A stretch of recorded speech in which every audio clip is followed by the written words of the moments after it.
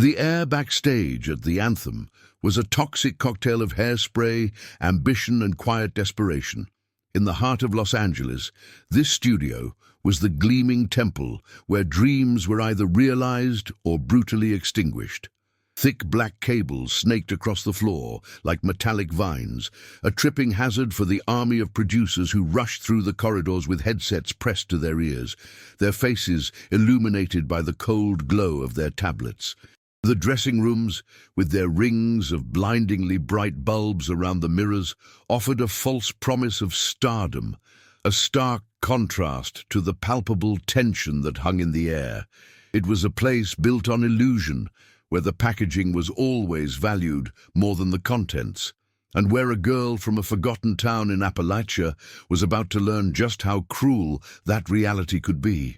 Ilara Hayes stood apart from the others, a small, still island in a sea of manufactured confidence. At 21, she looked younger, thinned by a long journey and a diet of hope. Her clothes were simple and worn, a stark contrast to the glitter and strategic tears of her fellow contestants. In her hands, she clutched the only thing of value she owned, a weathered acoustic guitar, its body scarred with the stories of 1,000 songs played in quiet rooms back home.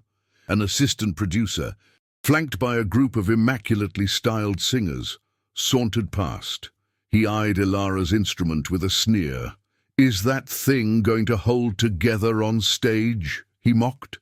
Then, with a casualness that was profoundly cruel, he accidentally bumped into her. The guitar slipped from her grasp, hitting the concrete floor with a sickening crack of splintering wood that echoed down the hallway, a sound louder than any applause. From the shadows of a recessed doorway, Julian Vance saw it all. He had been seeking a moment of refuge from the cacophony of the main stage, a place where music had become a product, polished and soulless. He saw the producer's deliberate shove, the burst of mocking laughter from the other contestants, and the way they walked away without a backward glance. But what held him captive was the girl. He watched Ilara sink to her knees, not with a cry of despair, but with a silent, devastating grace. She didn't shed a tear. Her hands, steady and sure, began to gather the splintered pieces of her only voice. In her quiet resilience, Julian saw the embodiment of every true artist crushed by the very industry he had built. A forgotten fire ignited in his chest, a wave of protective fury that shattered 10 years of cynical apathy. He had to hear her sing. The hallway emptied, leaving Ilara alone with the wreckage of her instrument and the silence that followed the cruelty. She carefully cradled the broken wood in her lap, her face a mask of controlled grief, her spirit refusing to break even as her heart surely did. It was a moment of profound injustice, a stark reminder of how easily a dream can be shattered by careless hands in a world that doesn't listen. It's hard to watch something so pure be treated with such contempt, and it makes you wonder how many stories like hers are never told. If you believe these voices deserve to be heard, your subscription helps us ensure they are not silenced. Ilara didn't know it yet, but the sound of that breaking guitar was not an ending. It was the first note of a song that would change everything. Julian Vance did not storm down the hallway to confront the producer. A public spectacle would only serve the show's endless appetite for drama, and this moment felt too sacred for that. Instead, he moved with a quiet, deliberate intensity that was far more menacing. He found Maya, a young production assistant whose kind eyes he'd noticed before, huddled over a clipboard near the sound booth. He didn't raise his voice. He didn't need to. His words were low, precise, and carried the weight of his entire career. "That girl," he said, his gaze fixed on the empty space where Ilara had knelt. "The one with the broken guitar. I want her on that stage tonight. No excuses. Make it happen." His order was not a request. It was an ultimatum, a command that sent a tremor through the studio's rigid hierarchy and set an irreversible chain of events in motion. Maya felt a jolt of fear, followed by a surge of defiant empathy. She knew exactly who he meant. She had seen the casual cruelty, the smug laughter, and had felt the familiar sting of helplessness. Denying Julian Vance was professional suicide, but obeying him felt almost as dangerous. The schedule was locked. The producers were sharks who smelled blood at any sign of weakness, and she was just a small cog in a massive, unforgiving machine. Yet in Julian's cold fury, she saw a flicker of the justice she craved for this place.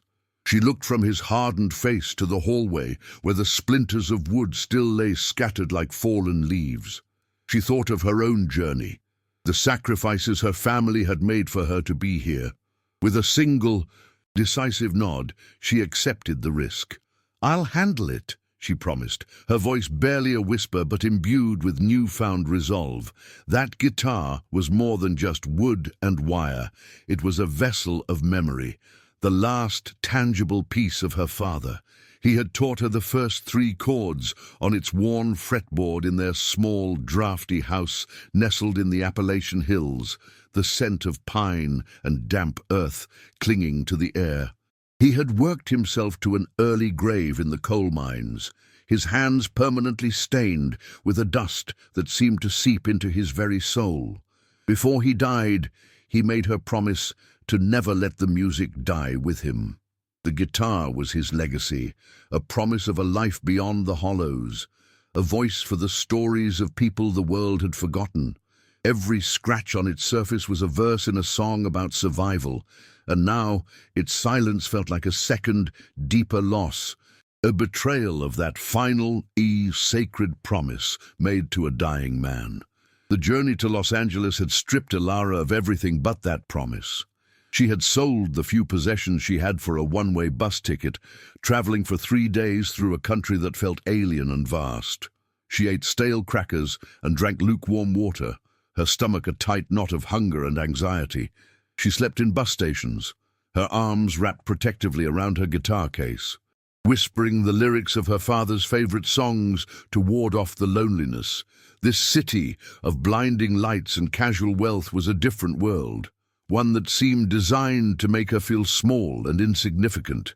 She wasn't chasing fame or glamour. She was chasing a paycheck, a way to send money back to her mother and younger siblings, a chance to prove that the simple, honest music of her home had a place in a world that seemed to have no room for it.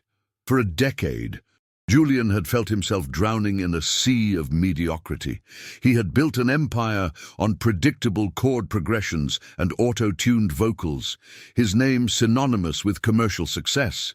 But with every platinum record, a piece of his soul chipped away. He remembered being a young man, driving a beat-up van from one dingy club to another, searching for that one raw, authentic voice that could make the world stop and listen. He had found it a few times. But the industry machine he helped build had a way of sanding down the rough edges, polishing away the very imperfections that made the music real. In Ilara's silent dignity, in the way she gathered the pieces of her broken world without a single tear, he saw the ghost of the artist he once was and the producer he had always wanted to be. The moment word of Julian's demand spread, the backlash was immediate. Network executives, men in tailored suits who viewed music as a series of data points, called him directly. They reminded him of his contractual obligations, of the show's carefully curated image. They had their chosen winners, contestants with marketable backstories and camera-friendly smiles. An unknown girl from a poor town with a broken guitar did not fit their demographic. His fellow producers cornered him, their voices a mix of concern and condescension, warning him that he was jeopardizing the show's ratings and his own reputation. For the first time in years, Julian felt the cold grip of fear. He was a king in a golden cage, and by trying to save Ilara, he was rattling the bars, risking the very comfort and power that had become his prison. Maya became the frontline soldier in a war she hadn't started. The senior producers, furious at Julian's breach of protocol, took their anger out on her. They assigned Ilara the death slot, the last performance of a long night when the audience was tired and the judges were restless. They informed Maya with a cruel smile that there would be no house band instruments available for the charity case. Then came the final, whispered threat. A technical glitch with her microphone was a very real possibility. It was a calculated campaign of sabotage designed to make Ilara fail, to prove to Julian that his sentimental whims had no place in their well-oiled machine. Maya relayed the news to Ilara with a heavy heart, watching as the girl's already pale face lost another shade of color. The system wasn't just ignoring her, it was actively trying to crush her. When Maya found Ilara and told her she had a spot on the stage, the news was a double-edged sword. A wave of disbelief and gratitude washed over her, a fragile hope in the suffocating darkness. But it was immediately followed by a paralyzing wave of terror. Perform? With what? Her guitar was her shield, her partner, the only thing that understood the language of her heart. The thought of standing on that massive stage, alone and exposed, with nothing but her own voice, was terrifying. It felt like being asked to walk into a storm naked. All the insecurities she had carried with her from the mountains, that she wasn't good enough, that her voice was too plain, that her stories were too simple for this glittering world, came rushing back, threatening to drown the small flicker of hope Julian had ignited. Later that evening, Julian found her tucked away in a dimly lit storage closet, a space filled with discarded props and the ghosts of forgotten performances. He didn't offer empty platitudes or false reassurances. He simply pulled up an old wooden crate and sat across from her. He didn't mention her broken guitar. Instead, he spoke about the first time he heard a truly honest song, how it felt less like listening and more like being seen. "They can break your instrument," he said, his voice quiet but firm, his cynical mask completely gone. "They can turn off your microphone. They can put you on last, but they cannot take away your story. Your voice is the only instrument you've ever truly needed. Just go out there and tell them the truth." In that moment, he wasn't a judge, he was a believer. His words settled in her heart, not as a command, but as a permission slip. The truth. Her truth was the gritty coal dust on her father's hands, the taste of hunger on the long bus ride, the sting of humiliation in the hallway. It was all there inside her, waiting to be sung. She thought of her family, imagining them gathered around their small television, praying for her. She realized this was no longer about winning a competition. It was about honoring a promise. It was about refusing to be silenced. A quiet strength, born from generations of hardship, began to uncoil within her. She would sing for them, for her father and for the broken pieces of her guitar. It's in these moments, when someone decides to fight back, not with anger, but with their soul, that you see what true courage looks like. If you feel that same fire, subscribing helps us to keep telling the stories of those who refuse to be broken. The minutes before she was due on stage stretched into an eternity. From the wings, Ilara could hear the manufactured applause and the booming voice of the host. The other contestants, dressed in sequins and leather, shot her looks of pity and contempt as they passed. They saw a charity case, a fool about to humiliate herself on national television. The stage, viewed from the shadows, looked like a vast, empty ocean, and the lights felt like interrogators. Every fiber of her being screamed at her to run, to disappear back into the anonymity from which she came. Her hands trembled, and her throat felt tight and dry. The silence backstage was a living thing, thick with judgment and the weight of 1,000 shattered dreams. It was the loneliest place in the world. Just as the stage manager gave her the 1-minute signal, she felt a light touch on her arm. It was Maya, her face filled with an earnest, desperate hope. "Just breathe," the assistant whispered, giving her a small, encouraging smile. "We're all listening." Ilara looked past her and saw Julian take his seat at the judges' table. His expression was a carefully constructed wall of neutrality, but she saw his hands clench into tight fists beneath the polished desk. He had risked everything for her. Maya had risked her job. She owed them more than her fear. Taking one last deep breath, Ilara Hayes stepped out of the shadows and into the blinding white light, her only instrument, the story of survival beating in her chest. This wasn't just an audition. It was an act of reclamation, a quiet battle for the soul of music itself. The vast stage was a barren island under a sky of cold, unforgiving lights. When Ilara Hayes walked to the center, a hush fell over the studio audience. A silence born not of anticipation, but of confusion. She carried no instrument, wore no sequins, and offered no practiced, camera-ready smile. She was just a girl, small and alone in the immense, echoing space. The other judges exchanged perplexed glances, their pens hovering over their notepads, ready to dissect a performance they already assumed would be a failure.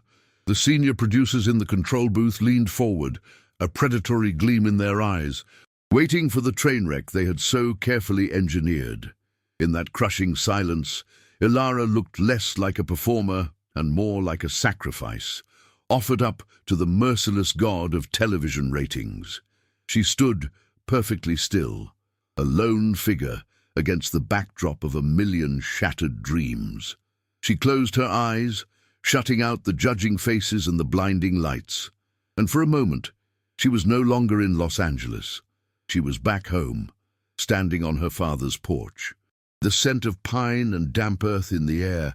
Then she opened her mouth, and the silence was not so much broken as it was transformed. A voice, clear and unadorned, rose into the vastness of the studio. It was a sound that seemed to carry the weight of generations, the grit of coal dust and the taste of hunger. She sang a cappella, her melody weaving a story of worn-out boots, empty cupboards, and a stubborn, unyielding hope. The song was her truth, a raw, aching ballad of a life lived on the margins. The studio, from the front row to the darkened rafters, fell into a state of suspended animation, every soul in the room held captive by the simple, devastating power of her story. When the last note faded, it left a void, a silence more profound than the one that had preceded it. It hung in the air for a heartbeat, 2, 3, a sacred pause where the machinery of the show had completely ceased. The audience was frozen, tears tracing paths down the faces of people who had come expecting spectacle and had found something infinitely more real. One of the other judges, a pop star known for her sharp critiques, opened her mouth to speak, her face a mask of professional composure, struggling against genuine emotion. She was about to deliver a technical score, to reduce that moment of pure artistry to a series of numbers and predictable comments. But before a single polished word could escape her lips, a different sound cut through the stillness, the scrape of a chair being pushed back with sudden, decisive force. Julian Vance was on his feet. The cameras swiveled to capture him, this titan of the industry, standing alone in the spotlight.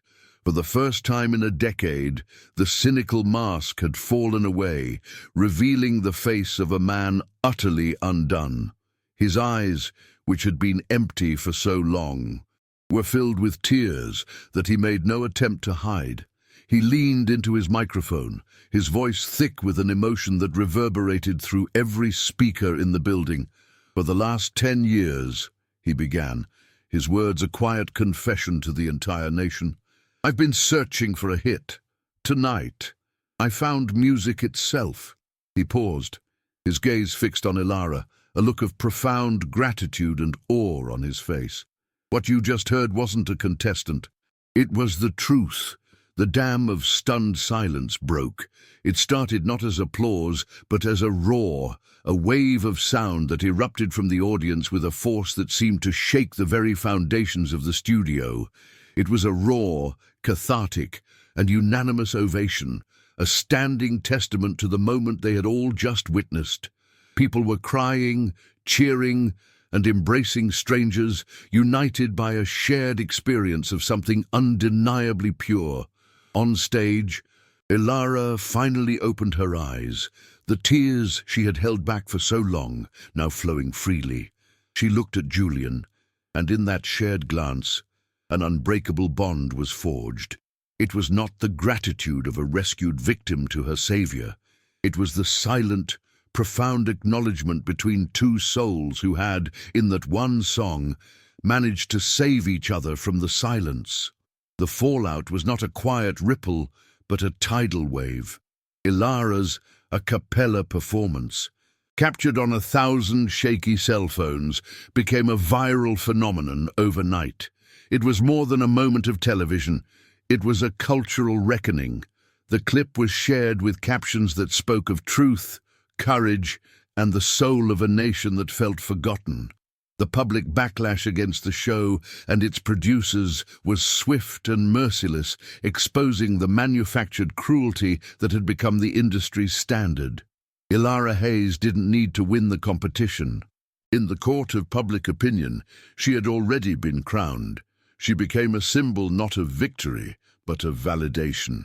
A testament to the fact that an honest story, sung from the heart, could be louder and more powerful than any carefully produced spectacle, proving that the world was still desperately hungry for something real, true to the man he had become in that single, transformative moment.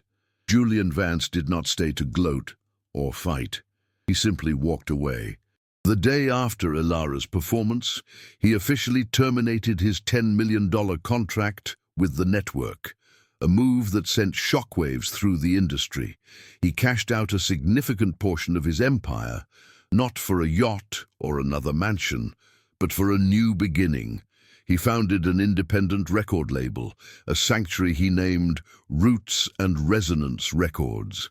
It was a place built not on market research and demographic targets, but on the simple principle of finding authentic voices. His first and only order of business was to offer a contract to the label's flagship artist. He didn't send a team of lawyers. He went to Ilara himself, not with a document, but with a promise to protect her voice, never to polish it. Their collaboration became a mission. Together, they established a foundation funded by the label's profits, dedicated to providing musical grants and high-quality instruments to young, aspiring artists in the forgotten corners of America, the Appalachian Hollows, the Delta Flatlands, the Rust Belt towns. They wanted to ensure that no other voice would be silenced by the crack of splintering wood or the sting of poverty. Ilara became more than a singer. She became a mentor, traveling to these communities, sharing her story and listening to theirs. Julian, for his part, shed the skin of the cynical mogul and rediscovered the joy of creation. He was no longer a judge in a golden prison, but a partner, a builder, a man who had finally found a sound worth listening to in the quiet dignity of others. Ilara's music found its home not at the top of the pop charts, but in the hearts of millions who felt seen and heard for the first time. Her success was measured in sold-out concerts in small towns and letters from people whose lives her songs had touched. Julian, meanwhile, had stopped searching for hits and had started searching for souls, finding a wealth far greater than any contract could offer. Their story became a quiet legend in the music world, a reminder that the most powerful revolutions don't always begin with a roar, but sometimes with a single, unbroken voice rising against the silence. It's a powerful thing to witness someone find their strength, and it's stories like these that remind us of what's possible. If you want to help us continue to share these journeys of quiet courage, subscribing is the most meaningful way to lend your voice to ours.